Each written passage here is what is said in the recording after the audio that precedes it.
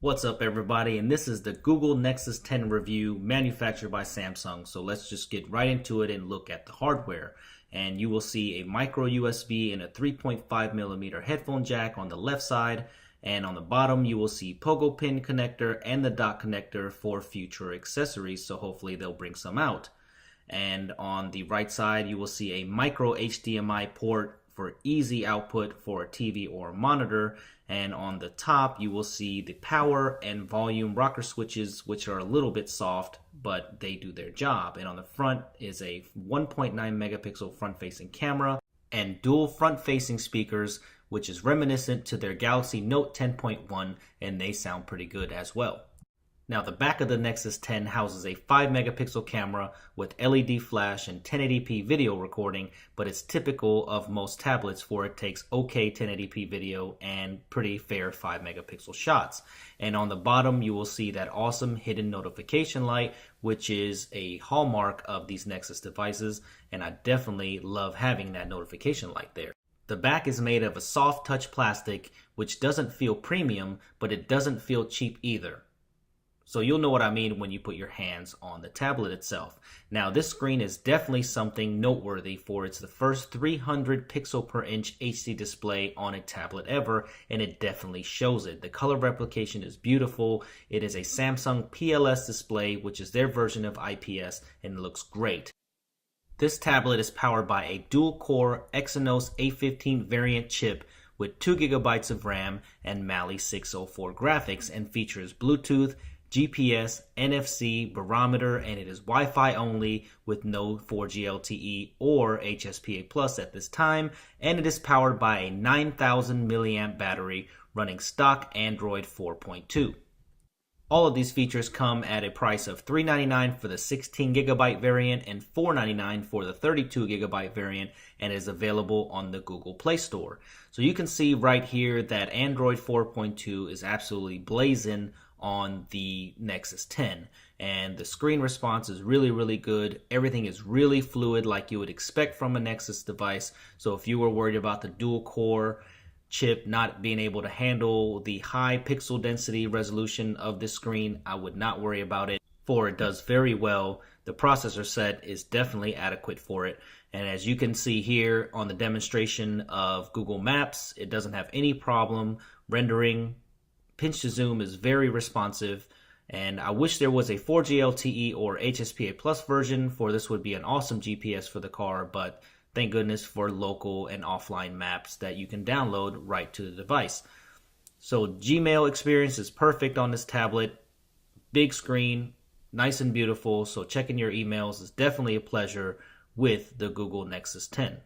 So what about the tablet apps on this big beautiful screen? And if you look at the Google Play Store, they're finally trying to emphasize some tablet optimized apps for this big beautiful screen and the other tablets that have been released. And they're still way behind compared to the iPad when it comes to tablet optimized apps, but they're definitely trying hard to get some of these, and I commend them, for that is the biggest thing that we're short on. And I hope to see more tablet optimized apps in the future. And you can see here YouTube looks fantastic. I've always liked that layout, and watching videos or YouTube on this Nexus 10, it is an immersive experience. I love this screen. You really have to see it in person, and I watch YouTube a ton, and I really enjoy watching it on the Nexus 10, where you can see that the screen is very wide. It definitely hits for a cinematic type feel, and I definitely like watching videos, YouTube, anything on this. You will definitely love it. So the screen is a definite thumbs up. So if you're an avid reader, or if you like to read magazines, then the Nexus 10 will definitely be the tablet for you, for this screen is amazing. And if you look at these magazines through the Nexus 10, it looks like you're looking at print. I know they have said that in some of their press and their demos, but it is definitely true. It looks like the content is coming out. It is so razor sharp that you're definitely going to have to look at this screen to definitely believe it. And there's no pixelation at all on the text. The colors pop, but it is not oversaturated. So I definitely love this screen. And if you are a book reader, then I think you will also like the Nexus 10. It's a little bit long, but it's pretty easy to hold in the hand, but it is like you're looking at a textbook, and it is awesome.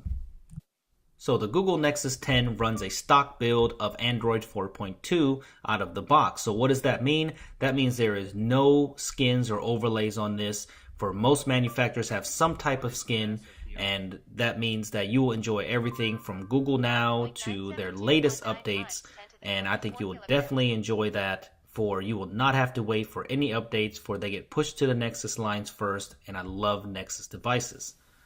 So Netflix looks fantastic as well when you watch it. It is optimized for the tablet, and the user interface looks really good.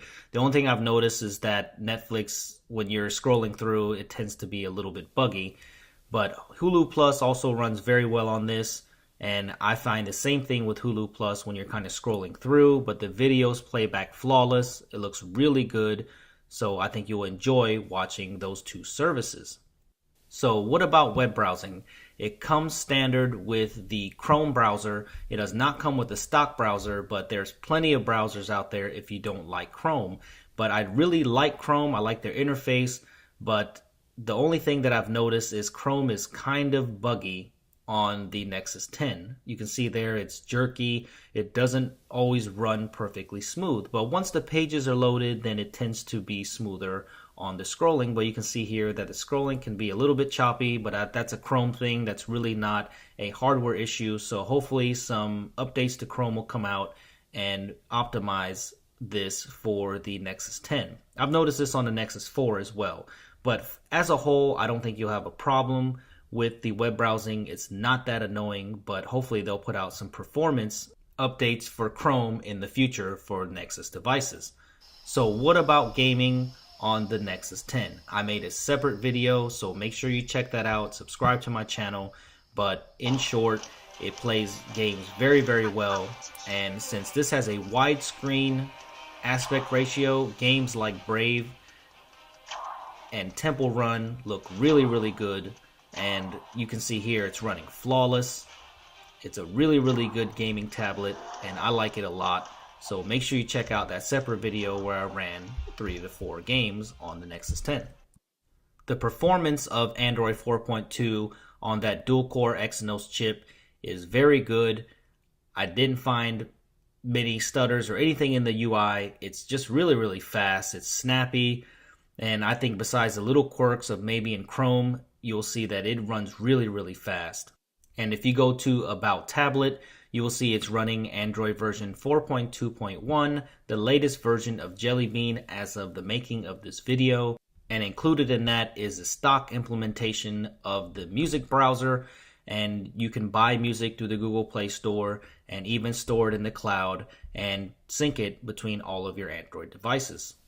So this is a major problem that we can see in the Android tablet space, and it definitely continues here to the Nexus 10, as apps like Facebook definitely already should have a tablet optimized app, and as of making of this video, it does not. You can see that it's just a blown up version of the regular Facebook app, which is kind of unacceptable at this time, this late in the game for tablets in Android, where the Google apps that they've built like Calendar are optimized, but the apps that we use every day like Twitter and Facebook and things like that, they are not optimized yet for the tablet as of the making of this video.